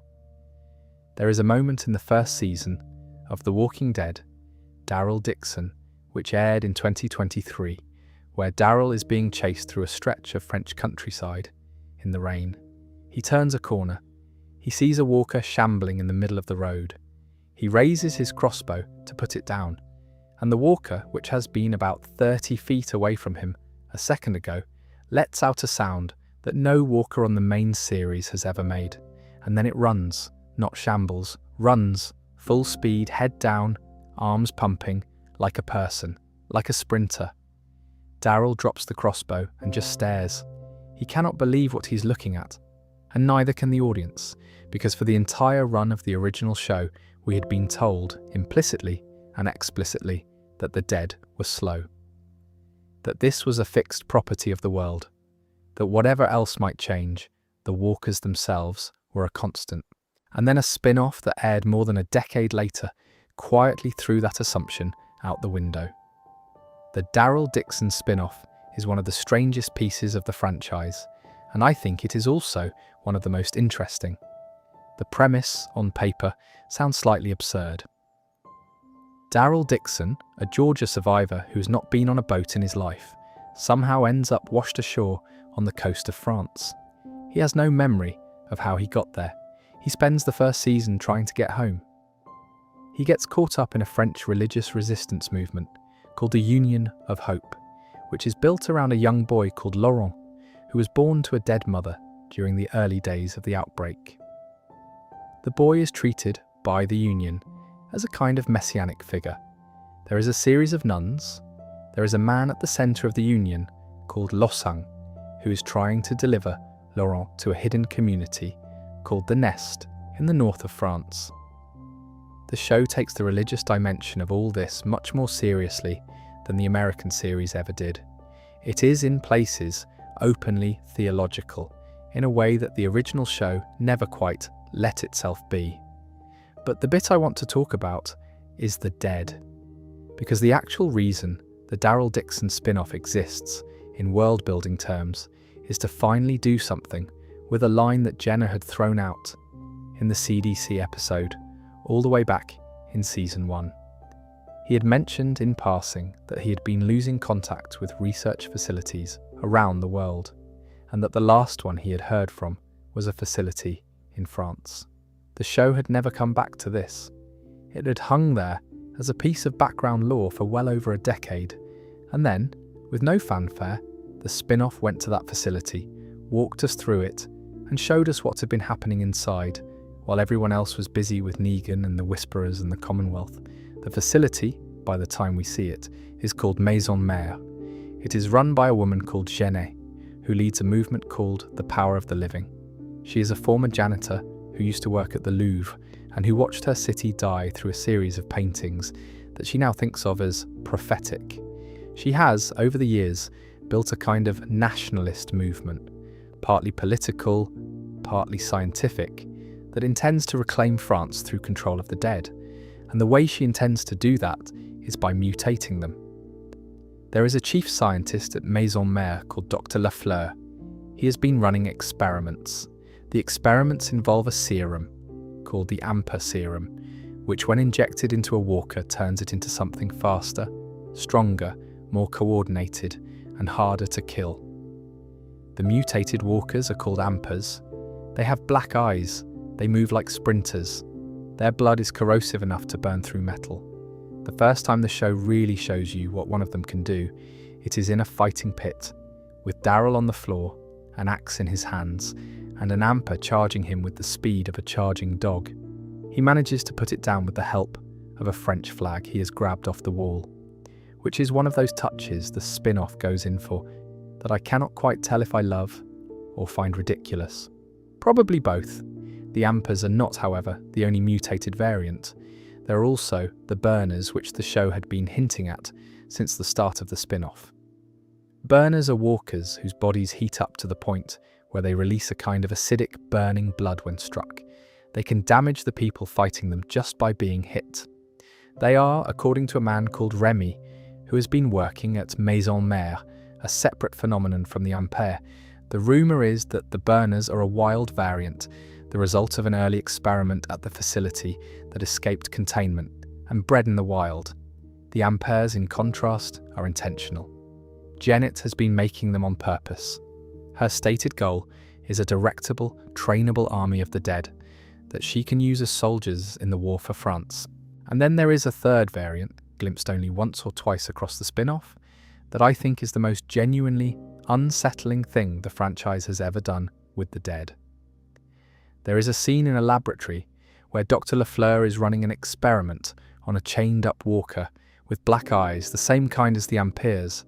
The walker breaks free of its restraints, it charges the glass, and then mid-charge, its head explodes from the inside, blood spraying across the lab. There is another scene, on a ship in the Atlantic, where Daryl is being held prisoner by a group of crewmen who are working for Janet, and the cargo hold contains a different walker with the same black eyes, chained to a wall. This one does not explode. It breaks out of its chains. It rips a man called Juno in half. It survives multiple head blows from a fire extinguisher. It charges Daryl. And it is implied very strongly that this is what the Amperes are when the serum dosage is increased beyond what Dr. Lafleur considers safe. The line that comes back to me, the one of the assistants says quietly to Lafleur after one of these incidents, is that they need to back off the dose. They need soldiers they can control. The implication being that there are levels of mutation beyond the Amperes that the power of the living have already produced, and that those levels are not controllable by anyone. What all of this opens up for the franchise as a whole is a question that the original series very deliberately never asked. Across its full run, the dead were a constant. They were the weather. The interesting question was what people did underneath them, and the show was extremely careful to never let the audience think about the possibility that the dead might be evolving, mutating, learning, or being deliberately engineered. The dead were the floor. Everything else stood on top of them. The moment you suggest that the floor itself is changing, every estimate the show ever made about how long humanity has left becomes meaningless. The CRM's 14-year timeline becomes optimistic. Beale's whole modelling falls apart. The Whisperer's belief that the dead were the natural state stops being a religious metaphor and becomes a much more frightening statement about what the dead might actually be on their way to becoming. The Daryl Dixon spin-off having opened this door, then in its second and third seasons, does not really walk through it. The variants stay mostly in France. The power of the living gets defeated. Daryl and Carol, who has by that point come to find him, after a long journey involving an extremely strange detour through Greenland and a near-death encounter with a community of environmentalists in Spain, eventually make their way to England. The show ends with them walking off down a country road, together with a Rolling Stones song playing. The question of whether the variants will spread, whether the burners will reach America, whether the dead are continuing to change, is left almost entirely unanswered. It is the bit that the franchise might still come back to, if there are more spin-offs. It is the bit that genuinely terrifies me on a quiet rewatch, because the door is just sort of left ajar. The comic, for what it is worth, never went to France. The whole European thread is invented for the spin-off, with no source material to anchor it, which I think is part of why it feels so different in tone from the rest of the franchise. There is no Kirkman ending to lean on. There is no comic equivalent of Jeanette, of Laurent, of the Union of Hope. The Daryl Dixon spin-off is doing its own thing, in its own register, and the dead in France are part of that doing.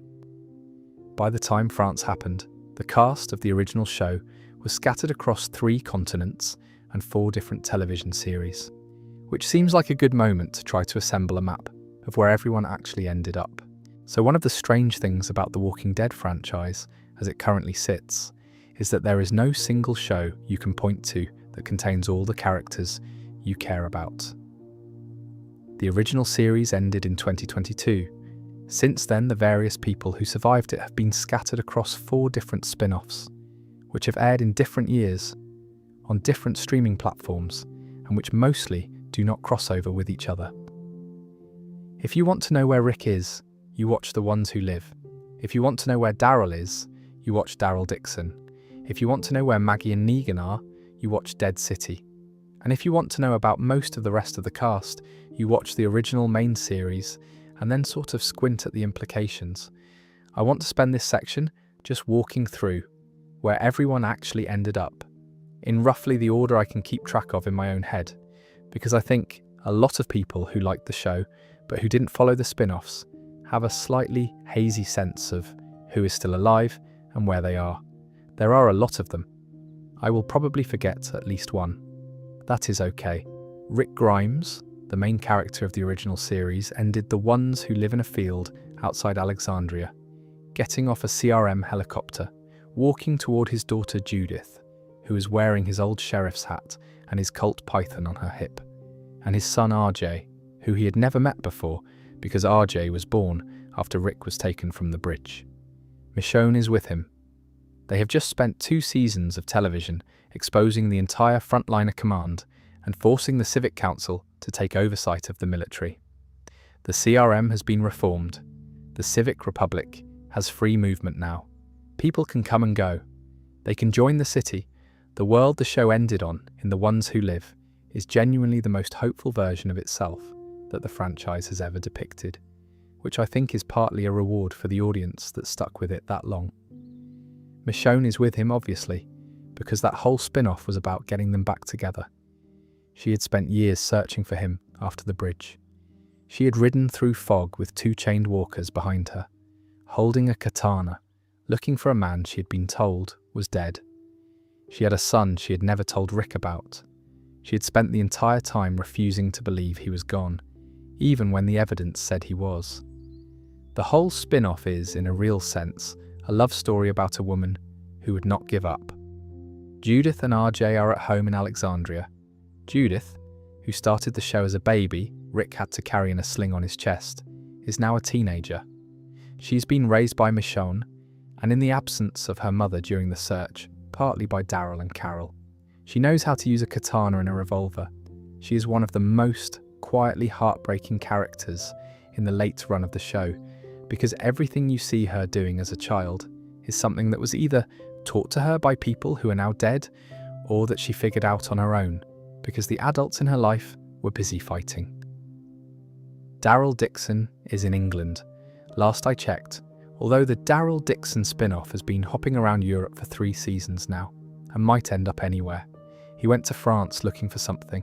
He found a religious resistance movement, a young messianic boy called Laurent, and a war with a French nationalist movement.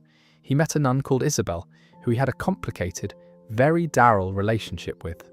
He left France with Carol, who had crossed an ocean and a series of increasingly mad European communities to find him. The closing image of the third Daryl Dixon season is the two of them walking down a country road in England, leaving France behind, with You Can't Always Get What You Want playing behind them, which is one of those needle drops that is both completely on the nose and somehow exactly right. Exactly, Carol Pelletier, just to keep her own thread distinct, spent most of the late main series at Alexandria, briefly at the Kingdom with Ezekiel, briefly back at Alexandria. After the main show ended, she went looking for Daryl.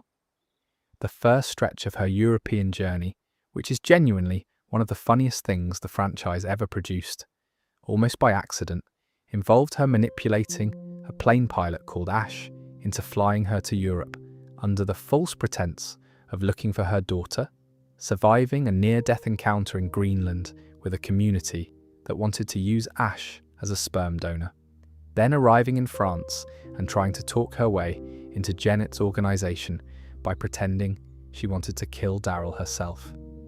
The whole sequence is, by any reasonable measure, completely deranged, and yet I would watch 10 more seasons of it. Maggie Rhee is in Manhattan, last we saw her, although that situation has been changing. Dead City, the spin-off she shares with Negan, has spent 2 seasons depicting the ruins of New York as a battleground between a Croatian warlord called the Croat, a woman called the Dharma, who runs a kind of black market theatrical empire from inside the New York Times building, and the remnants of a federation called New Babylon that has been trying to consolidate power across the eastern seaboard. Maggie's son Herschel, named after her father, has been kidnapped and recovered, and partially radicalised across the run of the show. Negan has, in the same spin-off, ended up with a girl called Ginny, who he treated as a kind of adopted daughter, who he watched die of an infection while connected to a ventilator he had hauled across the city to try and save her, and who he eventually had to put down himself. Maggie watched him do it. The episode handles the moment with more restraint than I expected. The relationship between Maggie and Negan, the man who killed her husband, has been the slow, burning question of Dead City, and the show is being unusually patient with it. They are not friends, they will never be friends, but they have, by the end of the second season, started to understand each other. In the painful way, 2 people who have been damaged by the same world sometimes start to understand each other. Eugene and Max are at the Commonwealth, with their child. Eugene has not done anything else of note since the main series ended, which is, I think, the entire point. He is finally living a quiet life. He has the haircut, he has the wife, he has the baby, he occasionally turns up in flashbacks or in passing references in other spin-offs. The rest of the Alexandria adults are mostly still at Alexandria, which has been quietly rebuilt and repopulated by the end of the main series. Aaron, Gabriel, Rosita's daughter Coco, Magna, Yumiko, Connie. Some of these characters have surfaced in cameos in the spin-offs, and others have not. Rosita herself died near the end of the main series, in a sequence I genuinely think the show handled badly, but which I will not dwell on out of respect for the character. Ezekiel is at the Commonwealth, alive, recovered from his thyroid cancer storyline, which was one of those late show plotlines that was clearly intended to land harder than it did. He is, last I checked, doing fine. Princess, played by Paola Lazaro, who I really hope gets another spin-off because she was one of the most genuinely interesting late additions to the show, is somewhere I cannot quite remember. Possibly with Mercer, possibly without him. The 2 of them had a complicated late show relationship that the writers did not quite know how to resolve. Mercer himself, played by Michael James Shaw, is still at the Commonwealth, last I checked, although there have been rumblings about another spin-off. He was the head of the Commonwealth's military forces. He was one of the most physically imposing characters in the late run of the show. He also had genuinely interesting moral conflicts that I think were underserved by the writing. What the whole map adds up to, when you actually try to draw it on a piece of paper, is the most fractured family tree in modern television. People I used to think of as belonging to the same group of survivors are now separated by oceans, by years, by streaming services, and by the simple fact that the corporate structure of the franchise has decided to spread them out for maximum content. The original show ended with Rick's message in a bottle, thrown into a river to be found by Michonne, and Michonne riding through fog on a horse with the dead trailing behind her, which were both promises of a reunion. That reunion took a full decade of real-world time and 4 spin-off series to finally arrive on screen. By the time it did, most of the audience had moved on. I think about how many of these people will ever be in the same room again, and the answer is probably none of them. The franchise has, intentionally or not, resolved its cast into something more like a constellation than a household. They are still out there. They are still doing things. They are just doing them at distances from each other that the original show would never have allowed. Which brings us finally to the question this whole iceberg has been gesturing at without naming. So the thing I want to argue after all of this is that The Walking Dead was not actually a show about zombies. It was not even really a show about the end of the world. It was a slow, very long, sometimes very imperfect meditation on the question of whether the people you love can survive the world you live in. The zombies were the weather. The communities were the architecture.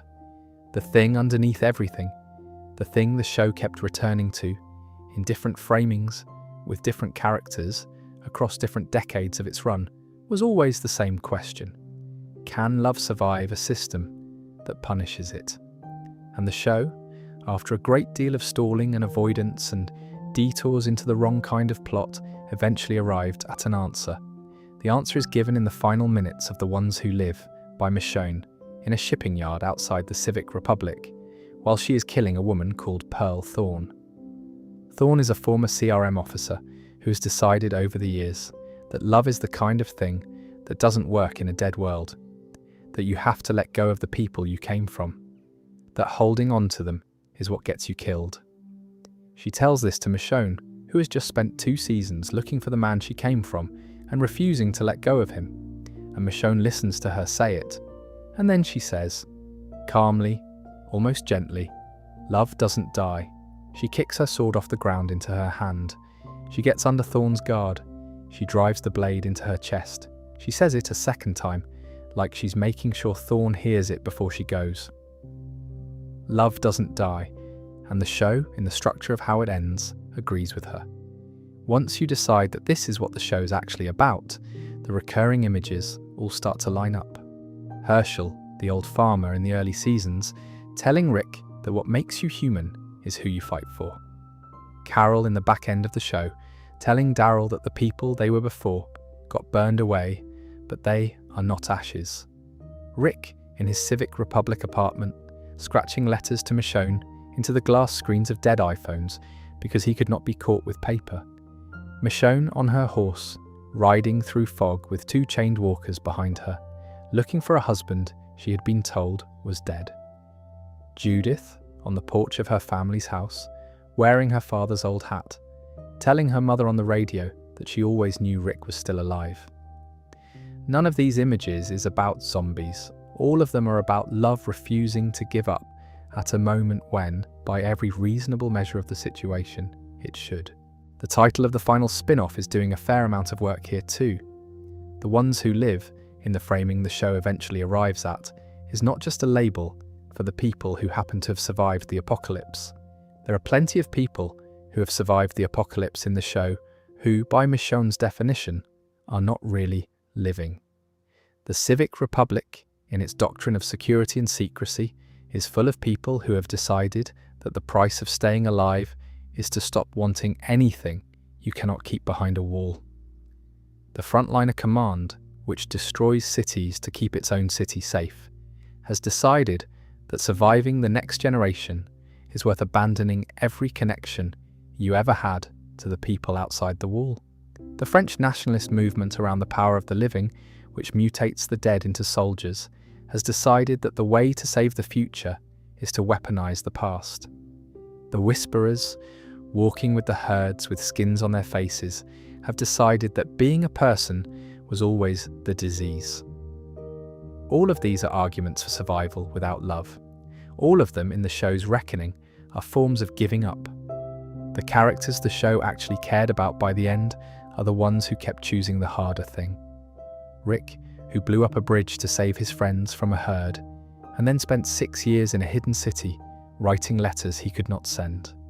Michonne, who refused to believe Rick was dead even when she had the body of his coat and the helicopter wreckage and the testimony of someone who claimed to have seen him die.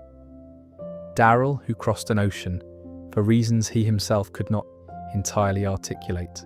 Carol, who crossed the same ocean to find him for reasons that were probably even harder to put into words.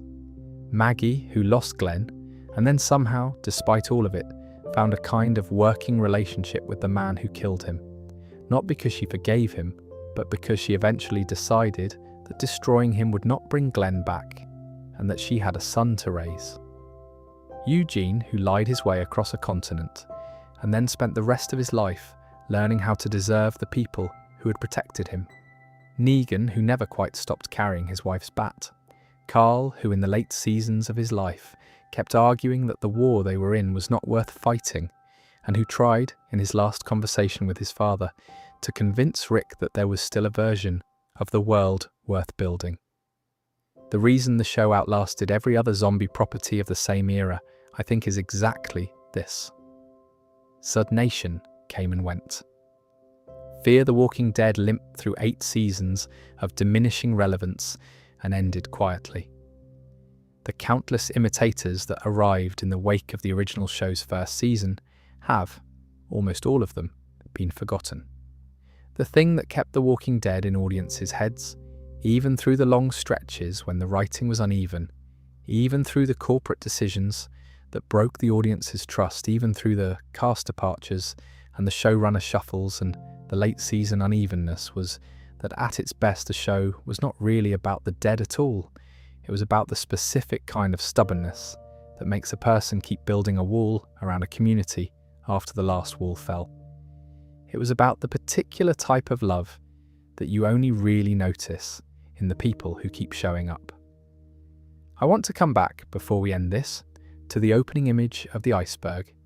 Rick in the hospital, in days gone by, walking down a corridor lit only by the gap of daylight under one door. The bodies wrapped in sheets stacked on either side of him, the double doors at the end with the chain across them. The dead flower in the glass of water by his bed. A man waking up alone in a world that has not told him anything yet. There are 2 other images that pair with that one across the rest of the franchise, and I think the show knows it. The first is Rick in his apartment in the Civic Republic. Years later, after the bridge, after the helicopters, after he has been trapped in the secret city for so long that he has stopped believing he is going to leave. He is sitting in front of a window with a glass shard in his hand. He is holding it to his throat. He has done this before. He cannot bring himself to finish it. He sits there for a long moment, the shard against his skin, the city outside his window, full of people who do not know he is there. And then he puts it down. He goes back to writing letters to Michonne that he will never send. The pilot planted that gesture in a tank. The spinoff returns it to him on a couch. The second image is Rick in a field outside Alexandria, getting off a CRM helicopter, in a coat he is no longer wearing as a uniform, walking toward his daughter. Judith hugs him. She tells him she knew he was still out there. She just never wanted him to feel alone.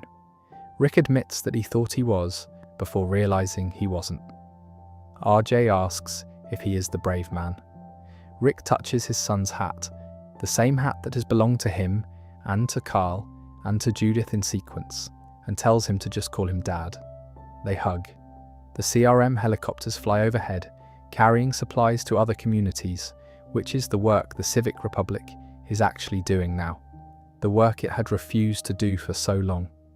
The world is, in that frame, the best version of itself the show was ever going to let us see. 3 Ricks, 15 years apart, the same man. The man in the corridor at the start who did not know anything yet. The man at the window in the middle who knew too much and could not bear it.